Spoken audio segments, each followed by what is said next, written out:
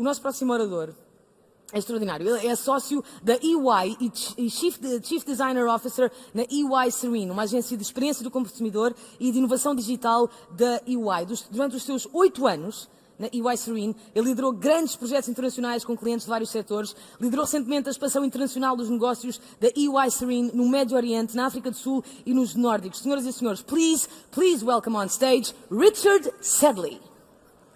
Richard.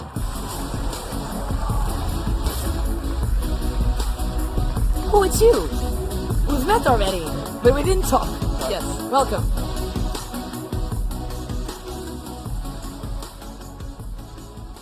Good afternoon.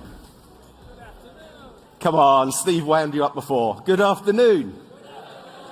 Thank you very much. So, as I was leaving London on Sunday, I turned to my wife and I said, "Do you have any advice? It's going to be a big audience." And she looked at me and she said, "Make sure you win them over very early." So I'm looking at you and I'm thinking, what a good-looking and intelligent bunch you are.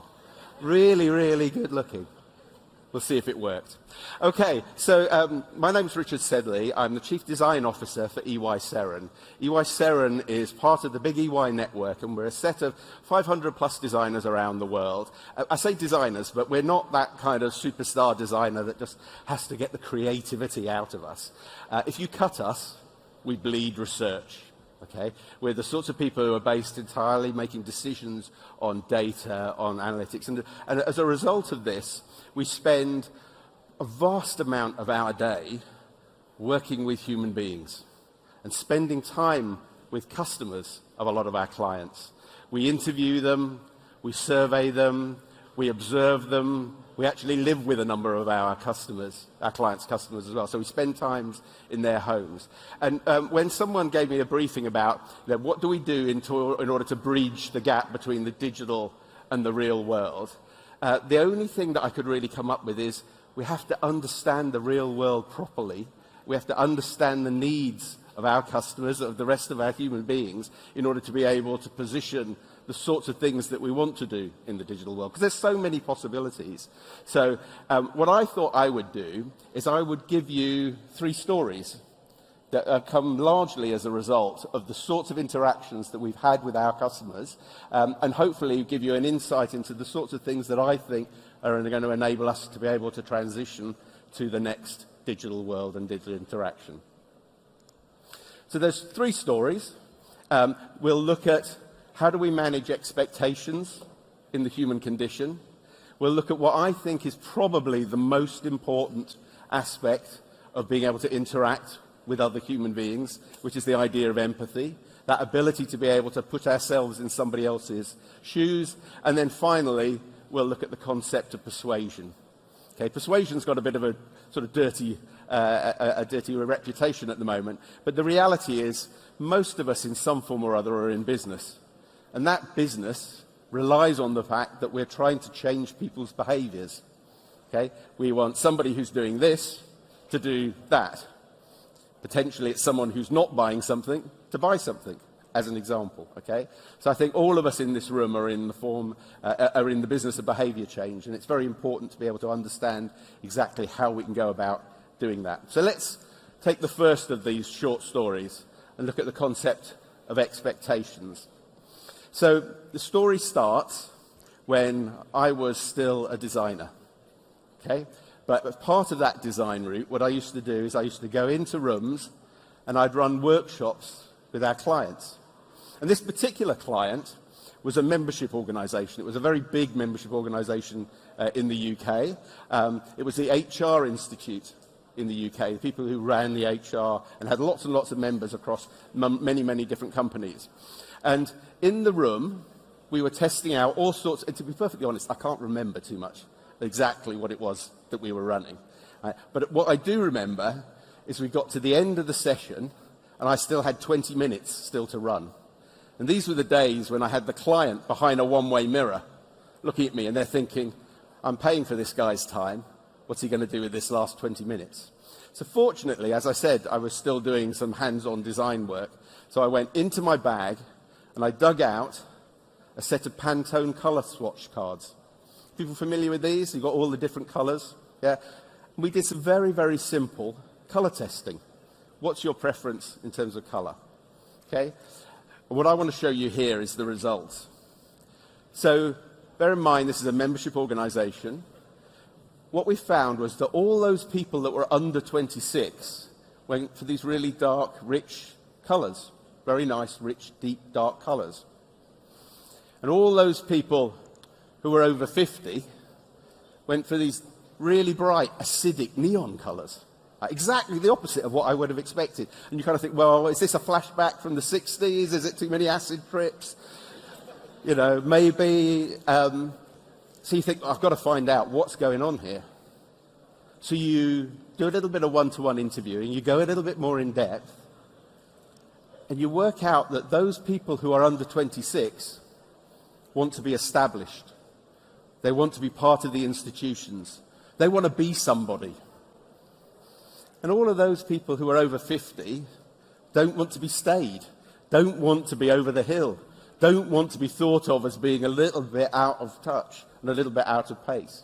Okay? As I said, I can't remember a single other thing about this entire testing session, right? But that was the most important finding that we found. Right? It gave us a really good sense of how to design the entire membership proposition and what sort of services were required in order to meet the different segments. And it was a segmentation we hadn't necessarily thought of at the time.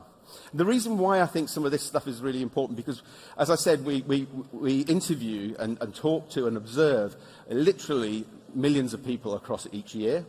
And we're beginning to see more and more that those people who are younger have a tendency in one respect to be a little bit more conservative. So we're seeing actually less drug taking, less teenage pregnancies, all of these. I mean, I'm not saying that's a bad thing, right? But you know, lots of that, what would have been considered to be a little bit more conservative. And we're also seeing for those people who are older, and this, bear in mind, is really important. I'm looking around again at this very intelligent and very good-looking audience, and I'm thinking more of us than ever are going to reach 100, right? It's only going to be 5 to 10 years where a good 15%, even up to 20% of people are going to live to 100. Okay? And what does that mean for us? What does it mean for the kind of growing up? What does it mean for the fact that people don't want to be thought of as being staid, don't want to be thought of as being kind of over the hill? I want to just share with you one other quick piece of work that we did, where we went and did a project for a company called Warner Leisure Hotels. So their advertising slogan is "No kids allowed." What they actually mean is they serve the over 70 market. So people who are over 70. I'll give you one guess, or I'll have a look. See if you can have a guess. What do you think was the most popular weekend away for Warner Leisure Hotels? Over 70s. It was a punk music weekender. Right? All of our perceptions around what we think are our expectations of what we think the next generation or the previous generation is about are kind of up in the air now. And our ability to be able to understand these is really important, because as we design our devices, as we design our future for us, and we use the great technology that Steve was talking about, if we misunderstand by imposing our expectations on an audience, we will get it wrong. Right? So, number one, first story, the importance of being able to bridge the digital to the real world is we need to make sure that we understand and don't over-egg our own expectations. Story number two, empathy. This is kind of my favourite one, and again it comes from a project piece that we were involved in where a client came to us. They were a kitchen manufacturer, and they were asked, they had been asked to manufacture kitchens for people who are disabled. Okay? So if you just for a minute, just pause. If you're thinking about a list of things that you've got to do in order to be able to create a kitchen for people who are disabled, what would you put top of the list? Just for a moment, just think. Maybe create your top 3 in your head. What would be top of that list? So most people would say height of the surface, yeah, the workshops, or maybe the handle. Yeah, make sure the handles, or if it's someone perhaps in a wheelchair, make sure the aisles are wide enough. Absolutely, all of those on the list, really, really important, but not number one. Number one was they want to make their neighbors jealous. Just like everybody else, right? And you should have seen the faces of the kitchen manufacturers. It was like, thank God, we can do something cool, right? And again, I think we're in this kind of situation where often we talk about AI, we talk about the sort of technologies that we're going to be able to use, but we sometimes miss the fact that somebody's got to write the algorithm. And the algorithm that gets written will come with the prejudices of those people who are writing it. Yeah?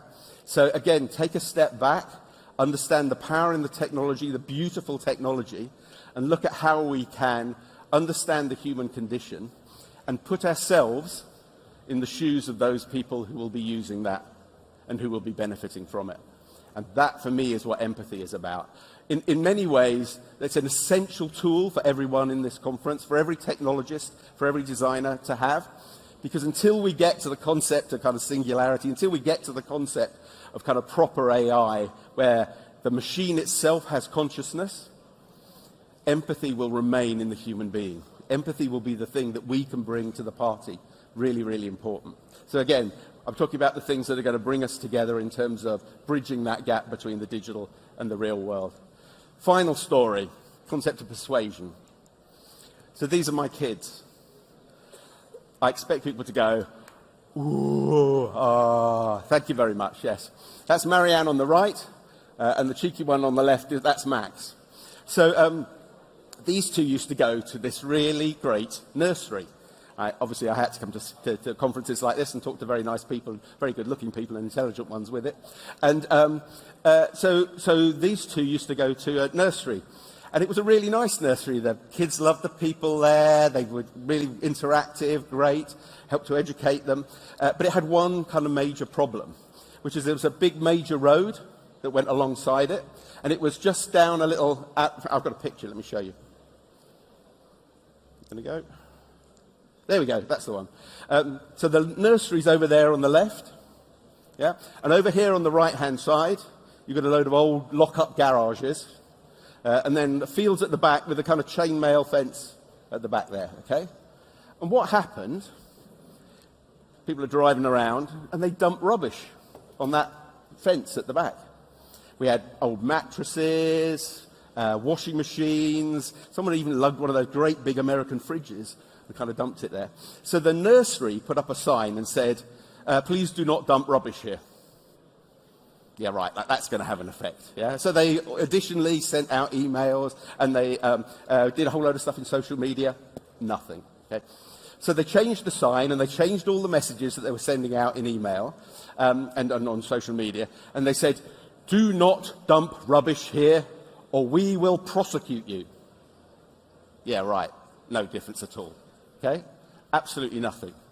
So they changed the message again, they changed the sign, they changed the emails, they changed all the social media stuff, and they said, do not dump rubbish here, children play in this area. Again, nothing. So they tried asking nicely, they threatened, they'd used blackmail, moral blackmail. None of these things worked.